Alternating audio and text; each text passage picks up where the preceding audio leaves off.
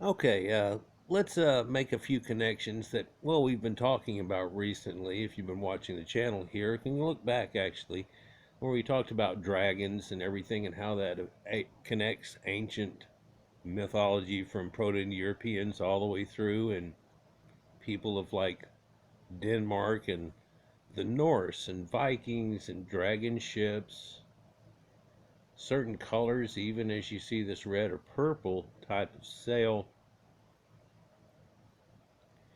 and what's known as a sun cube or a sunstone, which you see in the top right hand corner, and how that, like a prism, collects light, and how that was a magic that they used to use by some way that would denote time.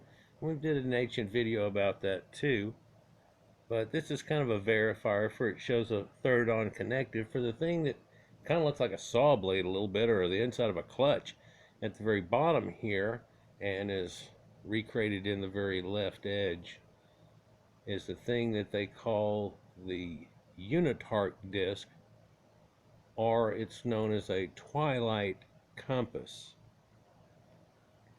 Now, probably you can tell because they were great navigators, this has something to do with navigation. And what's Twilight got to do with it, and what do these sun cubes or sunstones? And when we talked about this, they have actually a moonstone too, which, like in the elf stories, collected moonlight or anything to run certain things. Let's just get into this here a little bit. For like the Viking thing, and of course you can see on the crest there, it had a couple of lions. Well, all they find of this thing is a portion of the wheel, and if they had the whole wheel, they'd probably know a little bit more.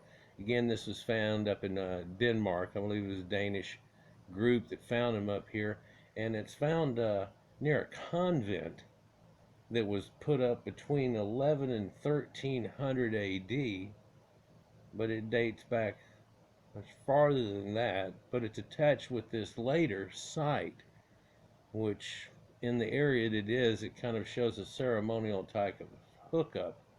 And again, we're up here in this Netherlands, Denmark type region,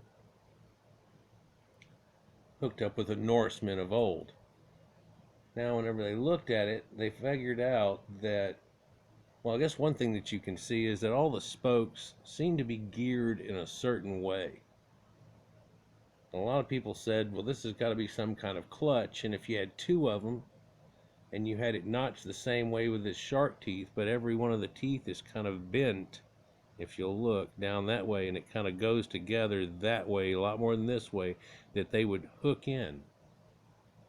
So there's more to this than what even gets shown here today about how this hooked up together. And you might say, well, this looks like a sun disk type thing. Well, we talked about the Nebra sky disk, Nebra sky disk, and it shows some incredible Uunartoq type things. And indeed, here's another one of those types. I'm not probably going to even consider this to be one, and there's a lot of them. I'm hitting in the 40s for sure now, and if you figure I had multiple parts on a lot of them, I've got to be hitting 100 probably by now on them. So there's certain things shown, like up here at the top, there's a shadow length scale, and it's notched to a certain point. And that's also declimated, by the way, by time, like certain amount of minutes. And you know, in navigation, they say this many minutes by this many, by north by this many minutes, and so on. What's that mean? That's how far off declination exactly where you are, and it tries to say, where the hell are you? Now, you can use starlight.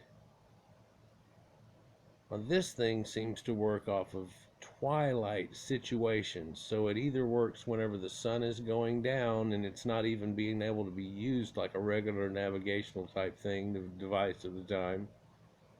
This is what you have to go through twilights and when the sun's coming up, because the other ones work real good in grading if you've ever studied into it. Once the sun's up real good and you get a good declination of point going on.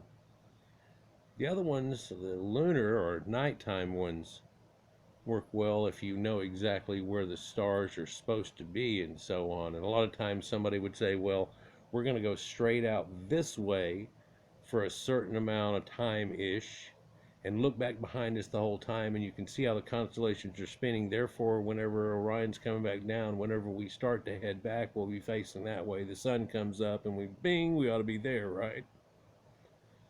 Short of things like drift and other things that people have to figure in the whole time while they're fishing or whatever, and then come back. Well, this is a device that was used to make a lot of travels, and of course we know the Vikings are for a lot of raids and things going on, and nighttime raids and all these things going on. Well, how they know which way? Well, once they hit the river, they knew how they were ending up, but the declamation of headed that way and how they could just keep going during the night, twilight. Is it working for people that are just simply fishing, or does it go way deeper than that? Well, yes and yes. Now, apparently there used to be something up against this thing making this shape that's right here that's kind of a little bent out, and there it's a little brighter now. We're bent out here in this other little part, and it almost looks like there's two little peg holes here that's associated with it. You see that? But also there's the shadow lines and the gnomon that's there across the middle point, so at least they have that. Then down below that gnomon, there's all this little scratch writing and stuff, and people have figured that out over time and what that actually goes with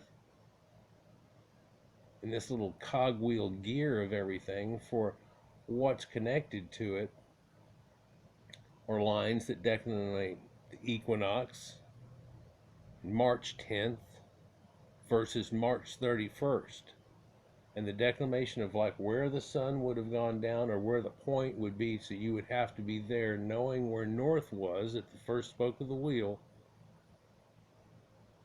And of course, you know where north, south, east, west is, so you get it lined up and you have this pull point.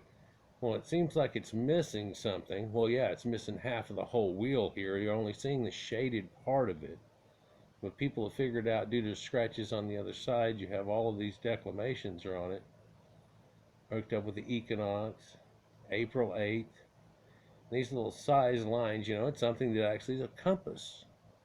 But instead of working on a magnetic type of form, it works whenever the sun's going down,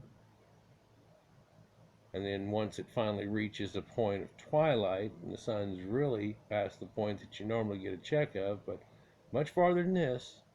What do you do in an hour? What you do? Well, this thing right here is hooked up. You must believe it's this thing that has this Astra table hooked up with it and the whole thing, and so they've made a recreation of it and this pin in another situation, and then being able to spin that certain one and know where the sun would be because of certain time of the year. And then it's still missing something. Well, no, this would be hooked up to a deal, and then you'd have that sun cube or sunstone, and it'll put the beam of light across it, and it really concentrates, if you aim it the right way, right across this thing with almost a sliver of light when everything looks like twilight. Be almost like magic, because it does concentrate it somewhat like a prism situation again, right? Some would almost think of it as a primordial flat laser